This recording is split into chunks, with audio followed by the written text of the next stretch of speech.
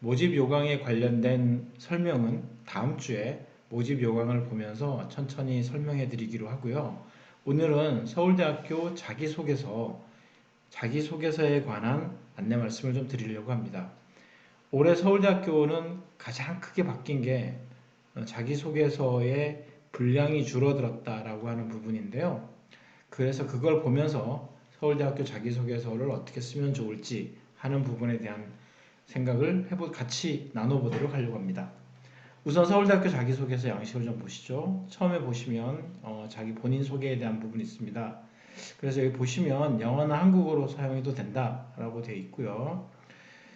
그리고 이 부분은 학교에서 어떤 불미스러운 일이 있었는지에 대해서 확인하는 그런 내용입니다.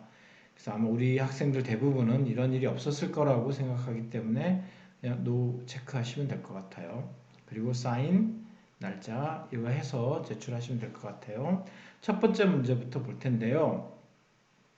서울대학교 자기소개서는 3개 문항으로 되어 있습니다. 지금 이렇게 한 개, 1번, 그리고 두 번째 질문, 2번, 그리고 세 번째 질문, 3번 이렇게 3개의 문항으로 이루어져 있는데 지금 보시면 여기 타입이 좀 잘못되어 있죠? 네, 여기 아마 학교에서 오타가 난 것 같아요.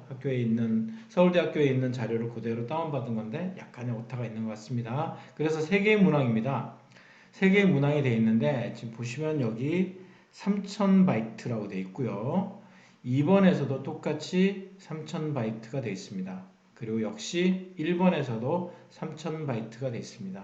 3000바이트가 어떻게 계산해야 되느냐, 글자 수로는 대충 얼마냐 이렇게 물어보시는 분이 많으신데 그거는 1500자에서 2000자 사이긴 하지만 보다 더 정확한 것은 사람인에 검사하는 방법이 있고요. 또는 네이버에서 검사하는 방법이 있습니다. 그래서 검사하면 바이트 계산을 할 수 있으니까 한글 글자 수나 영어 이런 걸로 하지 마시고요. 가능하면 바이트 계산을 하시는 게 가장 좋겠습니다. 1번부터 볼까요? 1번에 보시면 질문들이 이렇게 되어 있습니다. 우리 아이들이 대부분 다 영어로 이렇게 질문이 있으니까 영어로 써야 되는 건 아니야? 라고 생각하지만 한국어로 쓰는 아이들이 더 많죠. 한국어로 자기 의사를 표현하는 게 좀 더 낫기도 한 경우도 있고요. 또 어떤 분들은 토픽 시험을 볼 수 없고 또 국제학교만 또는 로컬 학교만 계속 다녔기 때문에 우리 아이의 한글 수준이 어느 정도 된다 하는 것을 보여주기 위한 의도로서 한글로 쓰시는 경우도 굉장히 많이 있습니다. 그것은 우리 아이가 어떤 언어로 자기 소개서를 쓰는 것이 가장 좋을지 판단하셔서 쓰시면 될 것 같아요. 첫 번째 질문은 가장 중요한 게 제가 보기에는 아마 이 부분일 것 같아요. 모티베이션에 대한 부분. 왜 이 전공을 선택하고 싶은가에 대한 본인의 관심이나 경험 이런 것들을 가지고서 모티베이션을 써달라라고 하는 것과 그리고 이런 모티베이션 이후에 어떤 preparation 그리고 academic achievement 같은 것들을 같이 포함해도 좋다라고 되어 있죠. 근데 많은 어머님들께서 질문하시는 게 우리 아이는 상을 받은 적이 없어요 라고 해서 아카데믹 어치브먼트가 수상 경력만을 의미한다고 생각하실 수도 있는데 제가 볼 때는 수상 경력이 있으면 좋지만 많은 경우 학교들이 상을 잘 안 주는 경향이 있습니다. 그래서 수상 경력이 반드시 포함되는 건 아니고요. 전공과 관련돼서 본인이 뭔가 이루었던 부분이라든지 또는 글을 썼다든지 또는 학교에서 발표를 했다든지 하는 여러 가지 상황들이 좀 있다면 이런 것들을 함께 써주는 것도 좋을 것 같아요. 그리고 여기 또 다른 질문이 목표에 대한 부분 그리고 마지막에 스터디 플랜까지 나와 있는데 이런 goal이나 스터디 플랜은 굉장히 중요하게 서울대가 바라보는 일이라고 생각합니다. 서울대학교에서 바라봤을 때 지원하는 학생을 선발하고 싶다. 근데 어떤 친구를 선발할 것이냐 서울대가 바라는 인재가 어떤 인재인가 하는 부분을 함께 고민해야 될 텐데 자기소개서를 우리 친구들이 좀 쓰다 보면 어떤 경우가 생기냐면요. 모티베이션이나 프레퍼레이션 이런 것들은 굉장히 잘 쓰는 경향이 있어요. 학교에서 제가 이런 것도 했고요. 저런 것도 했고요. 뭐 여러 가지를 자랑할 거리들을 굉장히 많이 가지고 있는데 목표나 또는 스터디 플랜 같은 경우를 전혀 가지고 있지 않는 경우가 굉장히 많습니다. 그래서 그냥 서울대 합격이 목표인 경우, 그냥 엄마 아빠가 서울대가 가장 좋은 학교라고 그러니까 뭐 미국의 하버드를 못 가고 영국의 옥스퍼드를 못 간다면 그렇다면 나는 서울대를 갈 테야 하는 그런 식의 사고를 가지고 이 글을 쓰는 친구들이라고 한다면 서울대가 당연히 선발하지 않겠죠. 서울대가 원하는 인재는 앞으로의 목표나 그거 목표를 이루기 위해서 어떻게 공부할 것인가 하는 그런 비전을 가지고 있는 친구들을 훨씬 더 좋아한다고 생각할 수 있습니다. 이런 내용들이 3000바이트 안에 들어가야 되는데 사실 내용이 굉장히 많아요.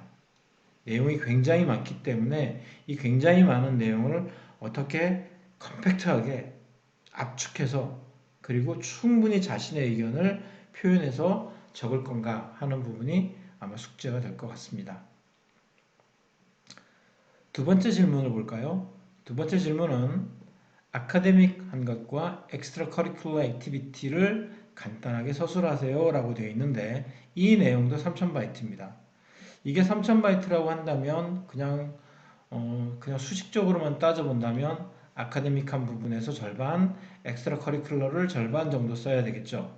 근데 많은 친구들이 또 쓰다 보면 엑스트라 커리큘러를 쓸 친구들이 되게 많아요. 저는 학교에서 뭐 바시티를 했습니다. 또는 뭐 MUN을 갔다 왔습니다. 또는 무슨 봉사활동을 했습니다. 뭐 여러 가지 자기가 활동했던 것들을 굉장히 많이 쓰고 거기에 의미 부여를 굉장히 많이 합니다. 그러다 보니 이쪽 부분에서의 분량이 너무 많으니까 결국엔 여기가 줄어드는 거죠. 그래서 3000바이트라고 하지만 예전에는 이게 4000바이트였거든요. 예전에 4000바이트였을 때는 여기 2000 이런 식으로 좀 균일하게 써줬으면 좋겠는데 여기는 1000, 여기는 뭐 3000 이런 식으로 쓰다 보니까 궁극적으로는 학생이 어떻게 공부를 했는지 알 수가 없는 상황이 되는 거예요. 그래서 저희가 권하고 싶은 부분은 이 부분이나 이 부분을 좀 균형 있게 써주면 좋겠다. 어떻게 균형 있게 써야 되느냐? 그거는 학생이 어떤 공부를 하고 또 어떻게 공부했는지, 학교의 커리큘럼은 어떻는지, 뭐 여러 가지 다양한 얘기가 있기 때문에 일률적으로 얘기할 수는 없지만 중요한 것은 정말 열심히 공부했고 거기에 따른 성과도 굉장히 좋다라는 것. 뿐만 아니라 학교 내에서의 활동도 굉장히 열심히 했다라는 것을 보여줌으로 인해서 학생이, 지원자가 서울대가 원하는 그런 인재, 또 특별히 전인격적인 또는 흔히 말하는 well-rounded student의 모습을 가지게 되는 그런 모습을 이번에서 보여준다면 훨씬 더 좋지 않을까라는 생각을 하게 됩니다. 이번에서는 아이들이 주로 쓸 수 있는 내용들이 굉장히 많아요. 말씀드린 것처럼 특별히 뭐 활동 부분은 하고 싶은 말들이 너무 많기 때문에 이번에서 내용들이 굉장히 많이 채워지는데 그에 반해서 3번으로 가면, 이 3번 질문에 가면 질문 자체도 조금 애매하지만 그리고 아이들이 뭘 써야지 되는 걸까를 굉장히 고민 많이 합니다. 그런데 한국 대학들의 자소서의 기본은 결국 질문에 대해서 답을 하는 거죠. 질문에 대해서 답을 하면 여기 있는 질문들을 잘 파악하는 게 우선일 것 같아요.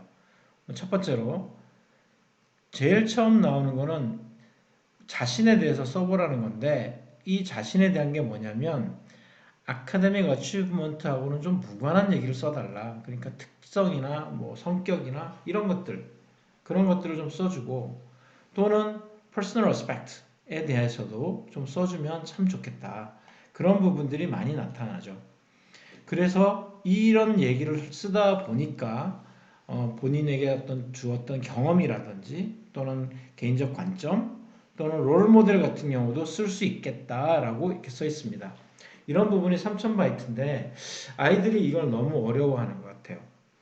그 얘기는 결국 자기 자신에 대해서 정확하게 파악하고 있지 못하다는 얘기일 수도 있습니다.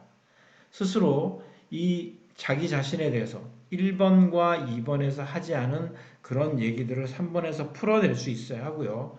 만약에 그렇지 않다면 1번이나 2번에서 썼던 많은 내용 중에 일부를 여기로 가져와서 쓰게 해주는 것도 좋은 방법이라고 생각합니다.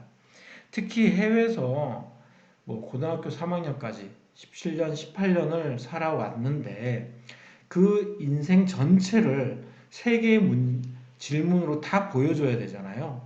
이 세 개의 질문 안에 내가 왜 서울대를 지원하는지, 그리고 공부 어떻게 했는지, 활동을 어떻게 했는지, 그리고 나는 어떤 사람인지 이런 부분들을 아주 명확하게 보여줘야지만 서울대학교에서도 학생들에 대해서 판단하고 선발을 할 것인지 말 것인지 구분할 수 있을 것 같습니다. 실제로 4번에서는 많은 경우에 우리 학생들이 이런 부분, 개인적인 관점이라든지 경험 이런 부분들을 전공과 관련하여서 쓰고 있는 경우도 많고요. 롤 모델에 대해서도 많이 씁니다. 근데 다만 롤 모델을 이제 아빠 또는 주변의 친인척 이렇게 쓰는 거는 좀 지양했으면 좋겠고요. 본인의 얘기를 좀 더 충실히 많이 써서 본인이 어떤 상황에서 어떻게 지냈고 그리고 어떤 가치관을 가지게 되었고 왜 서울대를 지원하는가 하는 부분에 있어서도 1번에서 얘기했던 부분에서 모자란 내용들이 있다면 여기 3번에서 글을 써주는 것도 좋은 방법이라고 생각합니다. 실제로 서울대학교 자소서는 어떤 샘플을 보여드리는 것보다는 학생들이 가지고 있는 생각을 표현하는 게 가장 아주 좋은 자소서입니다. 실제로 서울대학교에 합격한 친구들의 자소서를 지도하다 보면 대부분 이 합격하는 친구들의 대부분은 제가 이렇게 손댈 내용들이 별로 없어요. 자신의 얘기를 충실히 잘 써가서 어떤 부분에서 조금 더 강조를 좀 더 해주라 그렇게 얘기를 한다든지 이 부분은 조금 수정을 했으면 좋겠다든지 이런 정도에 불과하고요. 본인들의 얘기를 정말 잘 풀어갈 수 있는 그런 능력을 가지고 있는 친구들이 거의 대부분이라서 누구 거를 참고한다든지 또는 지나간 선배가 합격했는데 이렇게 썼다든지 하는 그런 내용들은 학생에게 별로 도움이 되지 않습니다. 본인이 충분히 질문에 대해서 깊이 생각하고 그리고 그 글들을 채워나가면 참 좋겠고요. 다음에 자소서에 대한 설명들을 한 번 더 할 수 있는 기회가 있을 것 같은데 기본적으로 자기소개서는 뭐 맞춤법이라든지 이런 것들은 충분히 검토를 해야 되고요. 그런 검토 역시 네이버에 가면 다 있습니다. 그러니까 초록창에서 이런 작업들을 한 번 정도는 해주시는 게 기본적인 예의고요. 그리고 주의사항을 하나 말씀드리면 외국 대학, 특히 미국 대학의 자기소개서를 썼던 친구들이 서울대학교 자기소개서를 보면 뭐 이거 카모노에서 썼던 거 비슷하네 또는 각 학교에서 질문했던 내용이랑 비슷한데 라고 생각하면서 그냥 한글로 번역해 가지고 이렇게 쓰는 경우들이 꽤 많이 있어요. 근데 조금 주의하셔야 합니다. 미국 대학에서 바라는 그런 모습하고 한국 대학에서 바라보는 모습이 조금 다르죠. 왜냐하면 글을 읽는 사람이 다르잖아요. 글을 읽는 사람이 어떤 판단 기준을 가지고 쳐다보는가에 따라서는 전혀 다를 수 있기 때문에 그래서 질문들을 좀 잘 보고 특히 우리가 지금 지원하는 곳이 서울대학교라고 하는 사실을 인지하시고 그래서 여기에 맞게끔 서울대학교가 과연 나의 자소서를 바라볼 때 어떤 시각을 가지고 바라볼 것인가 하는 그런 내용을 그런 생각을 좀 하면서 글을 써 나간다면 좋은 자기소개서가 나올 거라고 생각합니다. 오늘은 짧게 서울대학교 자기소개서에 관해서 말씀드렸고요. 다음 주에는 서울대학교 모집 요강을 보면서 어머님들이 서류를 어떻게 준비할 건지 또는 업로드 어떻게 할 것인지 이런 부분들을 모집 요강을 보면서 하나씩 설명해 드리는 시간을 가지도록 하겠습니다. 오늘은 여기까지 방송하겠습니다. 감사합니다.